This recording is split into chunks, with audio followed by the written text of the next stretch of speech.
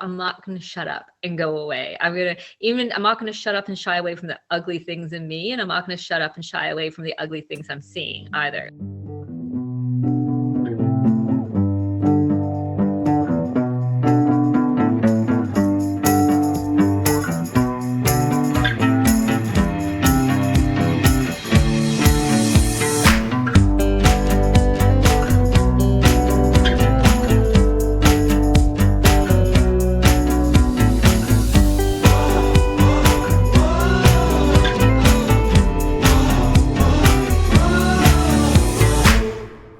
Welcome back to the Uncovery podcast. My name's Maddie Quinlan, and today I am excited to share with you a conversation that I had with Hollay Ghadery. I discovered Hollay in reading a blog that she wrote on eating disorders, and I was immediately struck by her candidness and her honesty. So I was thrilled when she accepted my invitation to be a guest. Hollay is a writer living in small town Ontario on Anishinaabe land. She has her MFA in creative writing from the University of Guelph, and her fiction, nonfiction, poetry, and reviews have been published in various literary journals, including the Malahat Review, Room, Grain, and the Fiddlehead. Fuse is her memoir, and it's in meditations on mixed race identity and mental illness. It was released this year in May. So you'll hear in this episode that initially I had planned to focus on triggers and trigger warnings based on this first article that I had seen that she had written. But after absolutely tearing through her book and digging into this conversation, we actually ended up really discussing so much more about our stories, other anxiety and mental disorders, and identity overall. So without further ado, I bring you Hollay Ghadery. So, Hollay Ghadery, welcome to the Uncovery podcast. I'm so excited to have you here. And I want to kind of dive into the real purpose of the conversation, which is around triggers and trigger warnings and how that relates to eating disorders. But I wondered if we could maybe start with, how you found yourself writing about eating disorders in the first place. So I was writing about eating disorders because I wasn't talking about them. So I didn't really have anyone to talk to about what was going on. So I started writing about it, and it eventually became the book Fuse. But while I was writing that, I got hooked up with a health platform that deals with eating disorders and other, mental illnesses. And I started writing for them for just a year. I just wanted to give myself a year to work with a broader audience, and that was called Healthy Place. So it really, really encouraged me to, write more, and people were giving responses and feeding back. But really, it was what ended up being my book, Fuse. And I started to write about them just to try to make sense of them. It was really like embarrassing diary writing at first. And then I could actually start focusing on writing an actual work of literature. But I had to go through all that messy diary writing. And had you not been writing publicly about your own experience with an eating disorder before that? Was that the first kind of, we'll call it, coming out of your own personal experience? Well, yeah, I didn't write about it. I did my best not to show I ever had one. I didn't talk about it really ever. I've had people say, I didn't even know any of that was happening. It's like, yeah, that was the point. You not knowing was the point. I didn't want people to know. I didn't, people that knew me my whole life that are saying, I didn't know you had obsessive compulsive disorder. I'm like, why would I have told you that? I didn't grow up in a time and place where that would have been accepted. I mean, I would have been a freak to say that I have this disorder that especially the media has you pegged down as someone who flicks your white light switches or something like that. And, that could be, part of it, but that's not the whole thing. And same with eating disorders. I mean, eating disorders are a joke on TV. It's aspirational to have an eating disorder. The reality of it is freaking horrible. I certainly didn't tell people about how bad it was, and I certainly didn't talk about it. Yeah. And what was that like then, kind of coming and becoming more public with it, with your writing? When you finally took that step, did you have to sort of tell people in advance, friends, loved ones, or were you just sort of like, this is out there now? I don't think my friends would have cared one way or the other. My immediate family that I'm with now, like my husband and children, were supportive and fine. My birth family, I mean, nobody stopped me from writing it. Nobody said, don't do this, but I think it was implied they would prefer if I didn't do it. Yeah, isn't that Because funny? it's uncomfortable. And I'm a mother of 4 young children. Like, I get it. Yeah. It's to see yourself through your children's eyes and to have them report back to you on how something you did made them feel, or how they didn't perceive you as there for them when you should have been. It's tough, but it's also reality. It's also life. I think I made it abundantly clear in my book that I was born the way I am. My parents did not cause me to have obsessive compulsive disorder. I was born that way. I am simply saying that growing up in a mixed race household of 2 conflicting cultures certainly didn't help things. Yeah. I mean, how can I blame them? Like, I was very loved. It's just, they didn't know any better. And especially, in the time that I was a child in the 80s and 90s, I mean, people didn't talk about this stuff. Yeah. And that isn't that interesting. And I think that's probably a kind of resonant experience when it comes to family and specifically with parents, where you start to sort of unpack where all of your nuanced corners of your mental health and things like eating disorders, mental illnesses of any kind, where those all kind of stem from. And the hesitancy, I think, that comes from parents, as you kind of mentioned, is they're afraid of this sort of blame game and this idea of therapy where you go there and you bitch about your mother endlessly. And they're so afraid of being publicly shamed for their, misfirings as parents, when in reality, it's all of this culmination of biological factors, psychosocial factors, family dynamics that aren't necessarily, oh, you just didn't love us enough. Like, that's so not the case, but it can hold back some of these really important conversations. And so do you find that then your conversations with your children are different than maybe you would have experienced knowing what you know? Definitely. I mean, I know I cause my children a fair bit of anxiety around my obsessive cleaning. Like, I have 4 kids. I've definitely learned to lighten up. Like, even the fact that some of the books behind me are piled horizontally and not vertically. We're going to breathe through that one together. I've gotten better, but sometimes when, it's really messy, or I'll open my daughter's closet just to put some laundry away and see, probably for the last 2 weeks, she hasn't put away anything or hung up anything properly. It's like I have completely melted down in those moments. And the kids usually aren't home, thank goodness for them. But I know my kids have an anxiety. Like, if I say I'm going up to their playroom, they'll all go scrambling up, like breathing heavily to make sure it's clean. I said, guys, I'm not asking for perfection. I'm just asking, like, that I not find rotten apples under the couch. Like, just pretty basic. The bar is stuff. a little bit lower than that. The bar is a little bit lower. Yeah, like I'm not asking, but I understand that my condition causes them anxiety, and we just talk about it. And I say to them, like, I'm really sorry. I'm trying to be better. But I say, I grew up in a house where I had all these problems. I would freak out if the house wasn't, clean. And if I came home and there was a mess and people just throwing their coats and shoes everywhere. And, I would freak out, and I couldn't calm down until anything was clean, and nobody cared. Nobody helped. Everybody just thought it was some kind of quirk. They didn't understand that I really felt like I wanted to die rather than having to look at this stuff. So my husband is very helpful and explains to them that, your mom is trying to escape that, and you guys aren't helping because you're doing the same thing, which is you're not taking it seriously. Your mom has the mental illness. She can't help it. We don't expect the 3-year-old to, it's all age appropriate trying. Right. You know what I mean? That's also, we try to have really open conversations about it. But what you said, interestingly, about, the blame game, you can see it. Like, my oldest son has a panic disorder, very, very bad, and was caught attempting to self-harm at school.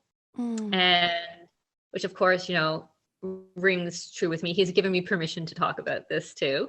And he's in therapy now. We put him in therapy. Like, my first reaction was, get you help. Therapy for everyone. Yeah, let's go. But my automatic thing when I was talking to the therapist was, I did this wrong. I have this. And she goes, maybe it's just not your fault. You know what I mean? But I was just thinking everything's my fault. Like, this is all because of me. Like, whether it's just a genetic thing or because I caused him to be a stressed out mess. She's like, And she said to me, I have two twin girls. One of them has a panic disorder and the other one doesn't. And they were raised in exactly the same environment. So, Right. but as a parent, I understand why my parents would be really reticent to have the book out in the world. So I think that's why I try so hard to put so much love into it and to try to be so understanding. Because if I'd written this book in my 20s before I had kids, it would have been a completely different book. Yeah. The power of that hindsight based on sort of what your parents were like and how they're reacting and how you react, knowing that your own children are struggling. I think that that's really powerful. And that I think it has to do with age and maybe a lot of therapy, but understanding that our parents are just human beings was a really fundamental piece earlier on in my recovery too, in healing some of that family dynamic unpacking piece, is that they're just people. And they're not responsible for all of the things that happened to us, that it sort of comes from these underlying stemming anxieties. And so when we think about, your OCD and how your eating disorder then ended up manifesting, because we know how comorbid those two mental illnesses can be, and that so much of what we like to, bang on about is that eating disorders are not about the food, that it's about this underlying anxiety, that it's about these underlying emotions that we maybe can't process, end up manifesting in these behaviors. And is that how you kind of tie your two mental illnesses or your experiences together in that way? How did the eating disorder end up manifesting out of that OCD? Yeah, I mean, there's this world that tells you have to look a certain way to be valuable, and you have to fit into this box to be valuable and to be worthy of being seen. And my specific OCD is existential OCD, so I worry a lot about death and health and stuff like that. And so I just think, oh, wow, okay, well, I only have this one short, brief, flickering life, and no one's going to ever see me unless I look like this, or if I take this form. So it became really, about making myself worthy of being recognized and controlling. OCD is all about control. Eating disorders are all about controlling everything, so I could control how I presented to the world. And I mean, that's also where the alcoholism came in, is because you can't live like that. You can't live under those demands, and the drinking would make everything go away for a while. But then, of course, it comes back like 1,000-fold after. Yes. And then, but then you pay for it. And it's in the voices and that demand for you to be perfect are back even louder. Only now you've done something to really mess it up. When you drink, you're more likely to binge eat. And so my bulimia went off the charts. Like, it was just a whole cycle of really the same disease, just manifesting in different forms. It's like I'm going to make a bad COVID joke, but like a variant on a variant and a variant. It is. And like, I've referred to this as like shape shifting in your eating disorder and all of these different, because it's just not as simple as like, well, you have anorexia or you have bulimia or you have this sort of like nothing else. And it ends up having this like kind of insidious journey throughout these different variations of the way that it actually manifests. So I want to kind of dive into how I found you, which is I was looking at articles about trigger warnings, because this is an episode, or this is like a topic that I really wanted to hit on quite early on in the podcast, because of my own sort of personal feelings around, trigger warnings and eating disorders specifically. But I wanted to ask you, because you wrote this brilliant article about it and it was so honest and straightforward, and I'll link it in the show notes so everybody can read it. But what kind of inspired that piece of work for you, and how you approach, trigger warnings and triggers in general? Yeah, I think trigger warnings just makes people who are always told that we're victims more victims. Like, we're not capable of controlling our reactions to things. Like, I'm just the senseless gun that's going to go off if I see something. I'm incapable of processing it and working through it on my own. And I want to be like clear, like, there's a difference between being provoked by something, I think, and being triggered. I'm provoked by a lot of things, but I can work through them. And I've heard that referred to as being activated without being triggered. Yeah. Like, there's a book that my friend gave me to read, and the person in this book, the protagonist, is somebody dealing with a death anxiety. So I was like, everybody's raving about this book and I'm sure it's lovely, but I just thought, you know what?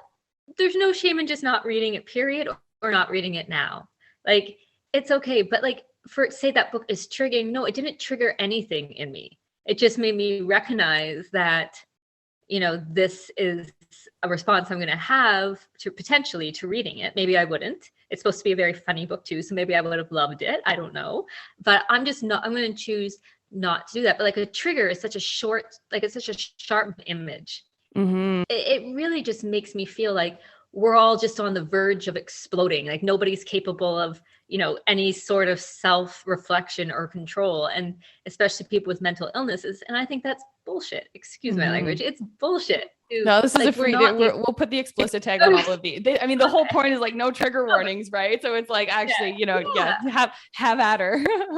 Okay, yeah, well, I think it's bullshit. I think it's bullshit to think that that's the way that we operate. And I do understand there are different stages of getting better. I'm hesitant to use the word recovery because I think the whole recovery narrative is a bit of a myth, and I think it probably does more harm than good. But as far as like getting better, at least to a place where you can, deal with your illnesses better and, negotiate them, make them less of a prominent part of your life earlier on, maybe there are things to watch out for. I don't know, but I still don't like the terminology trigger because, when you write as a writer, I always assume that my readers are smarter than me, or at least as smart or smarter. When you're addressing someone saying this is a trigger, you're assuming somehow they're dumber than you or less powerful, like less controlled than you. And I find it insulting. It is. It's a little bit like patronizing in some way or sort of infantilizing in some way, that it's like you are not resilient or tolerant enough of your own self and your surroundings to be exposed to anything. And if you're at that place, then we've got bigger conversations to have than putting a trigger warning, before talking about the fact that you have an eating disorder or something like that. Because then you're just plastering that at every single turn. Yeah. And I mean, I think, when I see the word content warning, it doesn't bother me. Like it doesn't trigger you. And I mean, the word trigger triggers me. Right. Like I can that. Yeah. But like when I'm reading an Instagram post and someone has like CW content warning, like that I'm just like, okay, like that's fair enough. But like trigger warning is just, that word just makes me insane. So I mean, they're preparing you for the same thing, but the way they address you, it's kind of like having that coworker that pats you on the butt and says, "Hey, sweetie." You know what I mean? Like, yeah. Don't do that. Ooh. I would never have put those two together myself, but that has the exact same energy. And I think it really is, it can be a real detriment to, recovery, quote unquote recovery, because if you protect every single thing that you say and every conversation that you have with so much bubble wrap, you can't actually see what's inside it anymore. So in certain settings, depending on kind of, what groups are giving these group therapy sessions, you will have things like rules set out that you absolutely cannot speak about certain things. And I understand that to a certain degree, right? Like the really specific nitty gritty, almost like to-do manual of how to eating disorder, because you've had this experience in the last week and you're sharing it. There's that on one sort of end of the spectrum. But if you just talk about, well, I had feelings and I did a thing, and you're never really getting at the core of what the problem is, then what's the purpose? Then what are we doing here at all? If we're all here to share and to get better and to share experiences and to relate to each other, and we're not allowed to talk about food, then who are we helping? Yeah. Well, exactly. It's another way of silencing people. And I mean, it's meant with better intentions than, the whole just don't talk because you're embarrassing your family. But it's still silencing people. It's still telling people you can never get at the heart of what's bothering you. Don't look there. And you need to talk about the nitty gritty stuff. You absolutely do. I didn't go to much recovery or therapy for my eating disorder. I just got pregnant. Okay. Talk a little bit about that shift. Yeah, I got pregnant. So being bulimic just seemed like a really bad idea. And I don't want to sit here and say, oh, I got pregnant and my bulimia stopped like that. It's just by around month 4, I was better.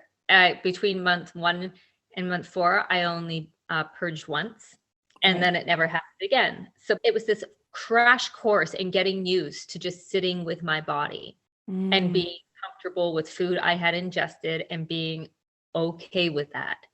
And during my first pregnancy, especially, I left my, the first pregnancy and I was never bulimic again. I knew I was pregnant, but I was so mentally ill that I would say he may as well have been on Mars.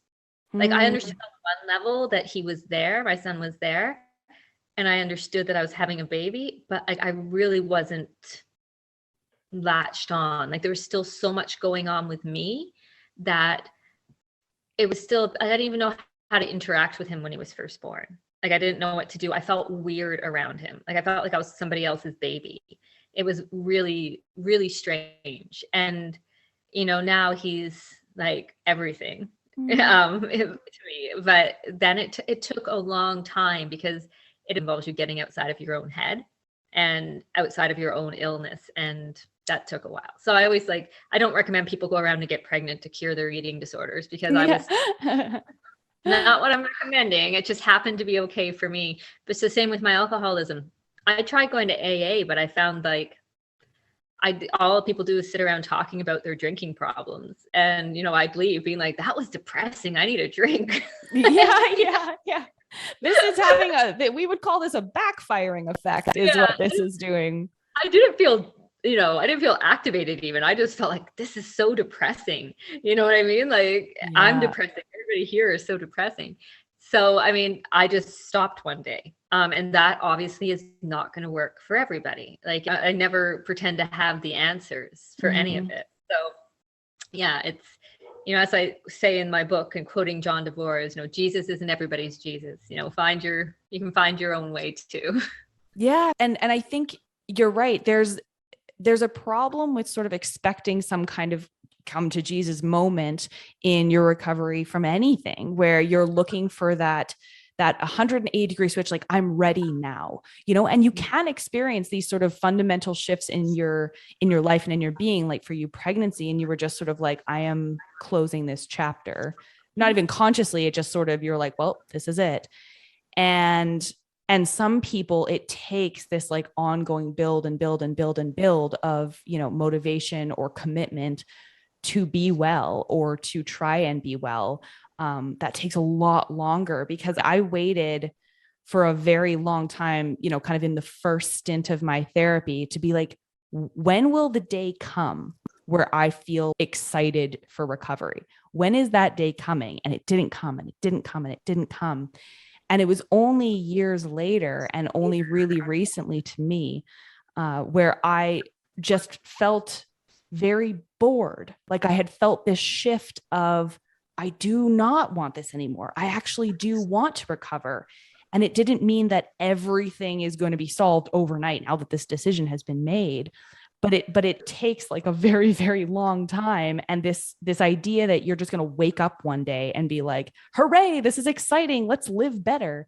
I think it might actually hinder people if they believe that this is something that they're waiting for. Yeah, no, I agree entirely. When I quit drinking, all I did was tell myself I was going to give myself a year, and that was it. After a year, if I wanted to drink and kill myself and do everything I wanted to do before, go ahead. But just give yourself 1 year. And to my parents' credit and to the credit of my childhood and the childhood they helped facilitate for me, one of the things that made it really friggin' easy for me to do that was I think of all the people who are addicts and are dealing with these illnesses and that have really shitty childhoods too. You know what I mean? That it's terrible. And then with me, one of the things that made it so much easier for me just to say, okay, I'm going to try to live without alcohol. And I'm going to try to get my OCD under control. And while I no longer had this really active, bulimic impulse, still certainly disordered eating. Absolutely. Starving myself and then going for a long run. I just didn't throw up everything I ate anymore. Right. So I decided I'm just going to give myself 1 year. And what made it easier is that I had a really freaking happy childhood to fall back on. And remember that there was a time where I believed anything was possible. And if I could just like tap into that for 1 year, just that like little smidgen of magic that I used to believe in as a kid, then maybe I could make it. And then the first few months, I was still saying to my husband things like, oh, when this is over, it's gonna be so nice. I can just have a glass of wine and leave it at that. And yada, I was saying all this stuff. And then I guess around like month 8 or 9, I don't remember exactly. I just stopped saying that. I was just like, I don't care if I ever drink again, ever. Like, I'd rather drink bleach. Like, I would rather never. It was just a very gradual change. And again, that wouldn't work for everybody, because people that have mental illnesses and are coming out of really dysfunctional, unhappy childhoods, like there's maybe nothing for them. But I had loving parents and I had a beautiful childhood. So I could like tap into that little current of the universe and just kind of ride that for a year. Yeah. And only being beholden to 1 year and then just seeing what happens. Cause then you're kind of doing an experiment and you're sort of like, well, let's just figure out if this is possible. Let's just figure out if there's like a little bit of sparkle at the end of this. If all of the people that are saying that, oh yeah, you can recover, or you can get over this, it's better on the other side. It's like, well, I got to kind of prove that to myself, but let's give it some time. And then, as you say, by the time you get even partially down that track, you have no desire to go back anymore. And that's super, super powerful. And I'm like, the first few weeks were slog, right? Like I thought about alcohol all the time. I thought about, that's why I said, was talking about the recovery narrative and said, there's this idea that you're, suddenly recovered. And I don't know. I don't think recovery is in the cards for all of us. I believe harm reduction might be for some people. Yeah. But there are, for me, I consider myself like on a spectrum of recovery, and I'm still trying to figure out how I feel about that word, because like there's no end to my spectrum. I consider myself much better, but I still have tendencies that aren't incredibly healthy. I have, thoughts that aren't healthy. I say stuff out loud when my kids aren't around to my husband about myself that aren't healthy. But I read this brilliant book called Codependence by Amy Long, and she's an opiate addict. And she completely flips the recovery narrative on her head. And she's been suffering from terrible migraines and anxiety her whole life, and they can't find anything physically wrong with her, but she's in pain all the time. And so she, takes opioids and other drugs to feel better. And she understands she's going to shorten her lifespan because of what these things are doing to her body. And, people keep talking about go to rehab, get better. But when she does, she's in pain all the time. And I always think like, wow, so she doesn't get a badge of honor for learning to at least manage it better. I think that's pretty amazing. She's never going to be recovered in the way that the recovery narrative wants us to be, but she's doing better. And I think that's pretty good. Yeah. So, I understand I'm lumping, opioid addiction in with this, but what I'm saying about the whole thing is, I think if we just kind of lessen the importance of like that light at the end of the tunnel recovery and just focus more on just doing better, then it would be okay. It would be much easier for people to achieve just not perfection, but just an elevated existence of some sort if they would just put that burden of recovery on themselves, of that magical, movie and storybook ending where you get better and you have this, life where everything's turned around. I'm sorry, again, that's bullshit. Right.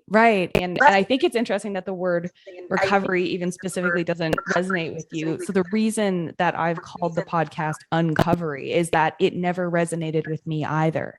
So this idea that there is that end game, or what does recovery even mean? And is it different for every person? And in looking backwards, and the backwards looking nature of the word recovery, where it's like, well, what are we trying to get back to? What are we trying to get back to normal for? It's like the person that you were before you had this doesn't exist anymore. And so we're not recovering her. We're uncovering what the future holds instead. Like, who are we and what is the life we want to create? And, like you said, perfectionism is kind of in a lot of cases what got us into this mess, right? This idea of like rigidity and perfectionism, and that everything must look an exactly particular way. That's actually a big symptom of the eating disorder in and of itself. And so to then tie that perfectionism to recovery ends up holding people back in more ways than it helps them. So it does a little bit more harm than good. I absolutely agree. And I'm not dismissing people that have found happiness following traditional recovery narratives. I mean, good for you. But for the rest of, and I'm not being flippant when I say that. I mean, honestly, good for you. Yes. But yes. Genuinely. yeah, good for you. That's amazing. I'm happy for you. I'm so glad. It didn't work for me. Yeah. That's all I'm saying. Yeah. And even when you sort of get to, let's say that having a really, whatever recovery means to you personally, right? Like the life that you want to lead in a healthy way. Let's say we achieve that. Life still continues to happen, right? So this idea that you ride off into the sunset and nothing else happens to you, it's like, well, no, you might not use the same coping mechanisms, or you might not use or lean on your eating disorder anymore. But life is going to continue to come at you. So this like picture perfect fairy tale just isn't realistic at all. Even if you do believe that really full recovery from the eating disorder is possible, you're still going to have to roll with some punches as they come along. Mm-hmm. Exactly. I mean, to some people that might sound like, oh my God, this is never going to get better. But yeah. that's not totally. Yeah, but that's not it at all. It does get better. And I mean, to me, it's so comforting to hear that, that's not it, that there's all this room for possibility and exploration in our own recoveries. And it doesn't have to be this one narrative. And like the fact that it doesn't have to be this, shakabuku moment. And shakabuku is a swift spiritual kick to the head that alters your perception of reality. Like, love it. You don't need that. You can have your own. You can slip up as many times as it takes to stand. Really, you don't ever have to put pressure on yourself or feel pressure about anything. As long as you have like a genuine desire to like stop living as you're living now and to like shed that skin, it can come off incrementally. It doesn't matter.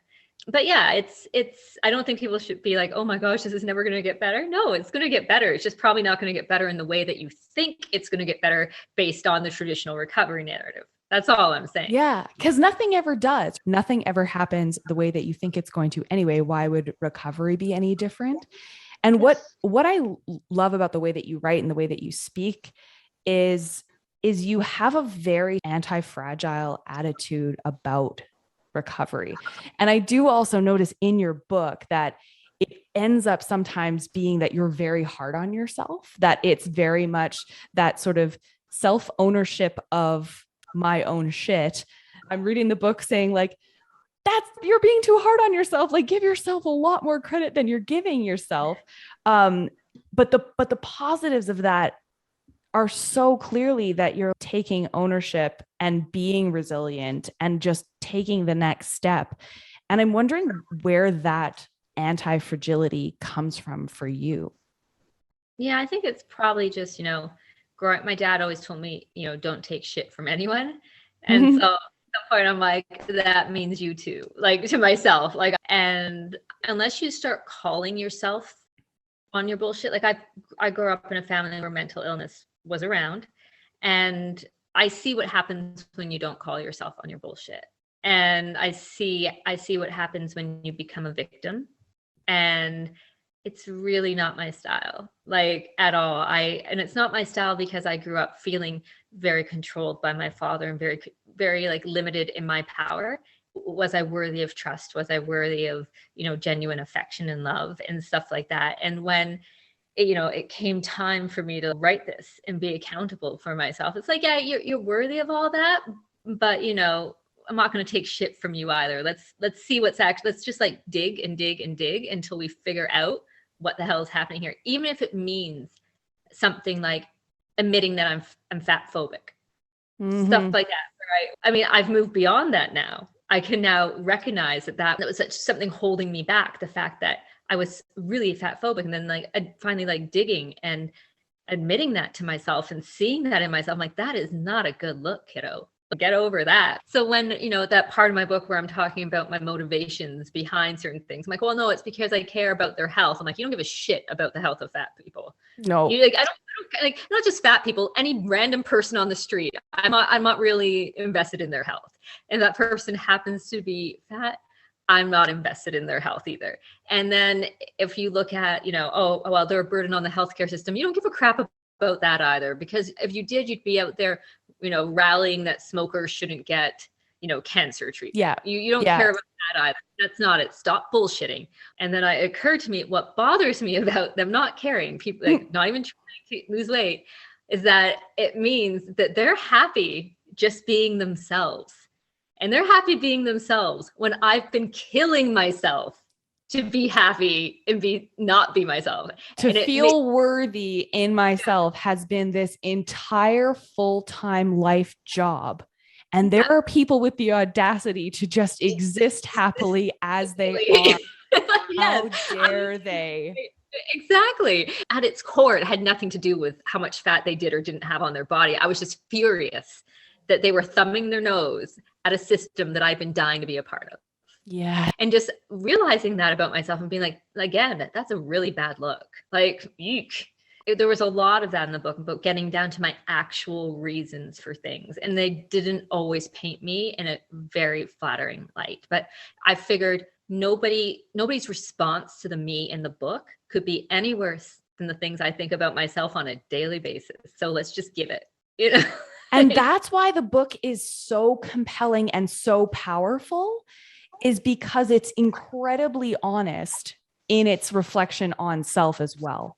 Like it's a commentary on the things that are going on around, but it doesn't skate around anything. And this type of sort of transparent and honest conversation about those things is the only way I really see that destigmatization that we were talking about at the very beginning coming down at all.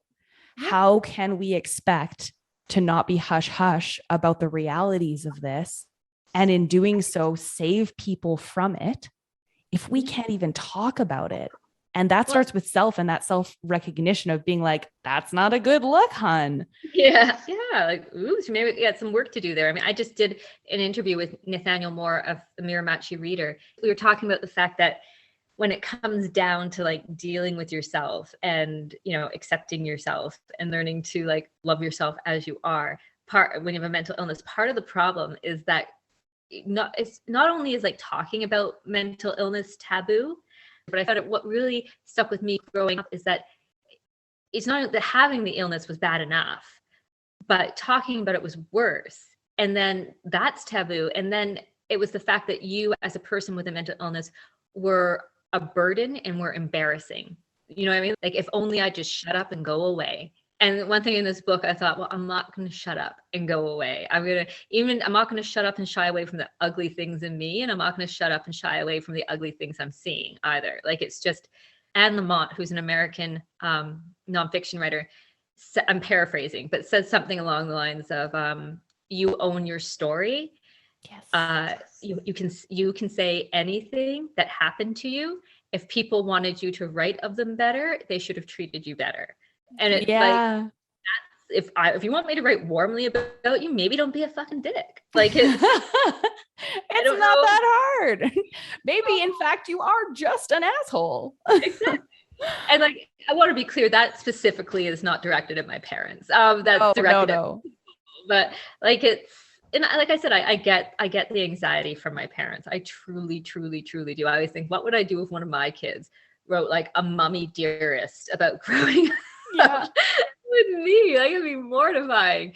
But it's who I am. It's what I did. It's, I say to my kids all the time, is mommy making you anxious? Is mommy doing something to make you anxious? And my oldest daughter just said, you asking this question all the time is bothering me. I will let you know. We don't have to talk about everything, Mom. It's like telling someone to calm down. It's like, I was calm until that. It's like, are you okay? It's like, well, I was until you kept pushing me, and now I'm no longer okay. Yeah, I have to kind of trust that I've equipped them with the emotional intelligence to talk to me if I'm making them too crazy. I mean, I also have the buffer of my husband who's, just this, incredibly, I was going to say sane, but the words insane and sane, I feel like that's a dangerous dichotomy to fall into, but who's just this very, solid, calming presence. 95% of the time. Yeah. Yeah. I wanted to, speaking about your husband, Matthew, this is one of like my very favorite sentences or paragraphs in your book that I highlighted.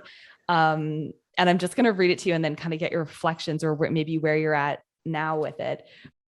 When I said that the language of the margins can be challenging, I didn't mention that it can also be hostile. As I watched Matthew earnestly fumble to understand the psychological nuances of eating disorders, and as I realized how incensed I was at his failure to immediately grasp what upset me, it occurred to me how inhospitable the space for discussion can be.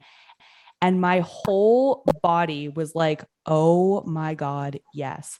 This grating feeling of how can you not understand me, and being so activated by people's struggles to understand what you're going through, while at the same time on some level knowing there's no way they should be able to understand this because it's crazy making, because it doesn't make logical sense what I'm doing, going through, saying about myself or the world.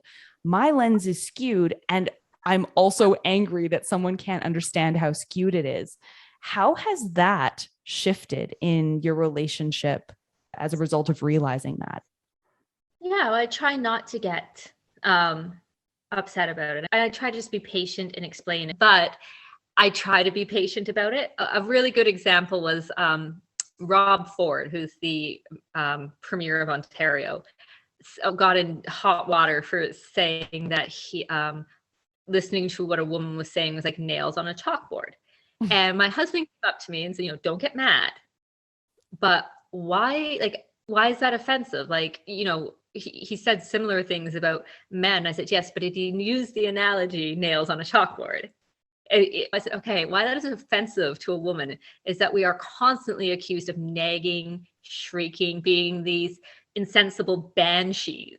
Yes. And that analogy was just absolutely sexist. And he was like, okay, I get it now. Thank you. Like, thank you for your time. There's something about the level of the sound too, that like high pitched scraping, screeching thing. Whereas if you're talking about a guy, like you can imagine someone saying, oh, his voice is like nails on a chalkboard, but it doesn't have the same resonance, like saying he sounds like a buffoon or he sounds like an idiot that would be different. But saying like nails on a chalkboard has this like high pitched, like how people would impersonate an annoying woman if they were to. Exactly. I explained it to him. He said like he knew something was off about it, but he couldn't put his finger on what. So like I try to be a more patient teacher at times like that. So it's definitely affected us. But I mean, even as someone who's biracial, like people are having discussions about what it's like being a person of color, and then having discussions about what it's like to be white. And I'm both, and I never know where I'm allowed to talk. So I end up being voiceless because I don't feel like I'm qualified to speak on either, even though, I'm wholly one person, I'm not half anything. I am wholly a person. So, when I see when they're talking about, white people, and all the many, many failings of white people, and there are many, I'm not saying there's not, we're not perfect.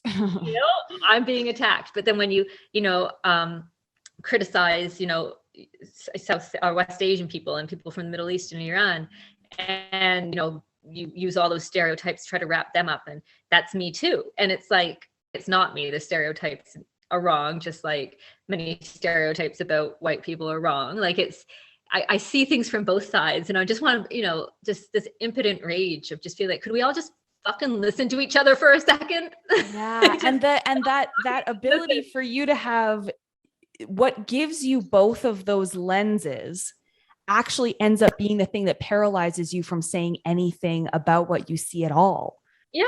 I mean, even just writing Fuse. I mean, I've had, I don't even know, but dozens of presumably straight white men find me via social media or email and decide to lecture me on how I'm not a person of color, or I'm not person of color enough because Iranians are the Aryan race, which is of course an absolute myth. What? And it's like, okay, yeah, I'm white. I'm white. I can't be biracial. I'm Iranian, and Iranians are white. And there's this wonderful book, The Limits of Whiteness, that completely decimates that myth. But you're denying me even a platform on which to speak. And if I'm so white, then how come I was the subject of, Islamophobia and, hate directed towards the Middle East? How come I've been the subject of racism and called racist names? But I'm so white. And it's like, wow, like you really open yourself up there. You can just see like, the world doesn't want you ever to be enough of anything, which leads back to the, disorders. Nothing is ever enough. It's just like, and so in the face of nothing ever being enough, it just becomes so important to, find the enoughness in you, find that completeness within yourself. And that's what I did before Fuse. I started to feel that way. And then writing Fuse was my attempt to reach out to anyone else, regardless of, sex, race, anything. And just, hopefully thought something would hit a chord somewhere with as many people as possible. Oh, well, I can tell you that it hits all of the chords.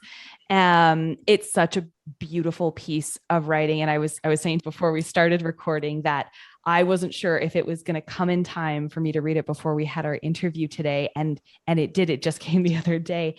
And I can't remember the last time that I sat down and in one sitting just tore through a book voraciously in the way that I did with yours. And so I can't say enough thank yous for verbalizing in so many ways, whether or not our experiences have been identical or not, the way that you write and the humanity that comes through it with just like such vigorous honesty. So I've enjoyed this conversation so much, Hollay. And I wondered if I can ask you just two kind of last questions when we think about the dreaded word recovery or uncovery, perhaps. What was the least helpful thing that anybody ever said to you as you were going through it?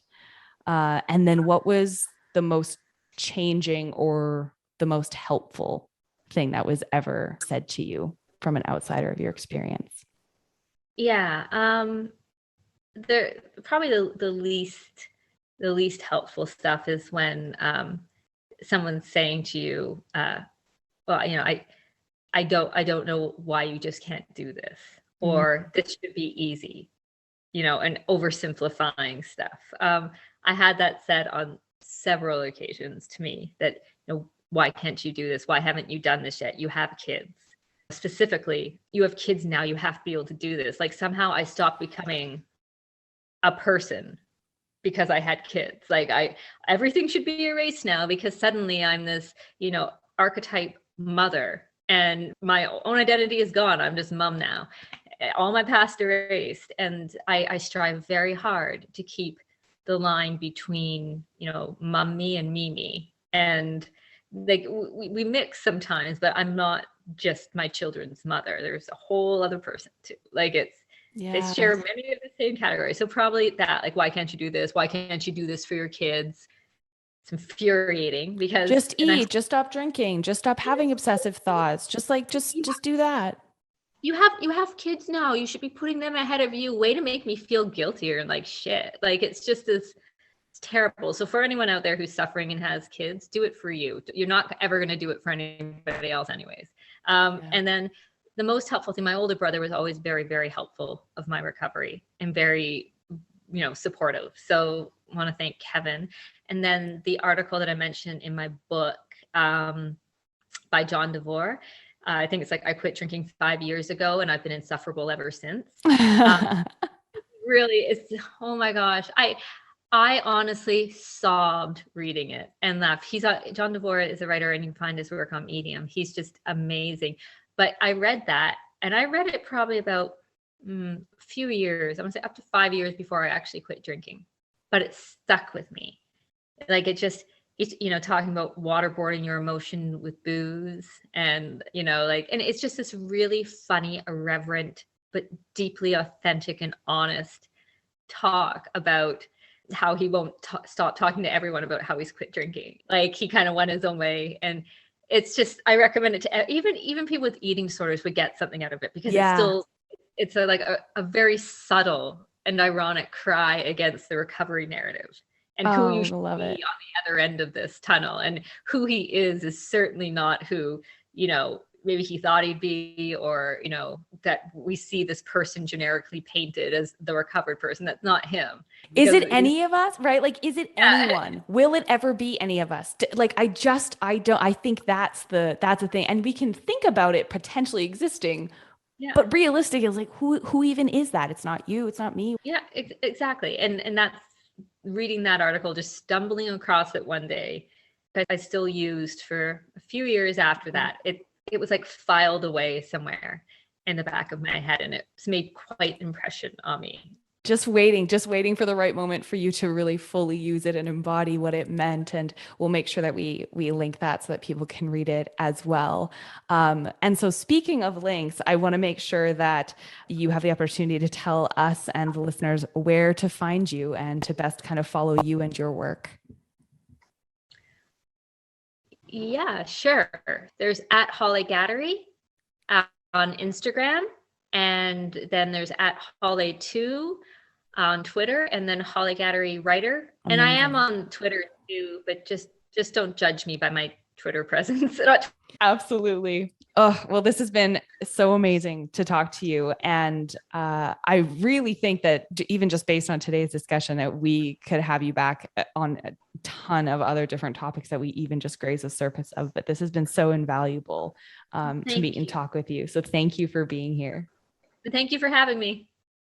So that was my interview with Hollay Ghadery, and I will make sure that all of her contact info through Instagram, Twitter, Facebook is available in the show notes so that you can connect with her there. I would also like to invite you to rate and review this podcast if you are so inclined. It means a ton to me and to the podcast moving forward overall. So thanks again for being here, and we will hear me on the next episode. We'll see you. We'll speak to you on the next episode.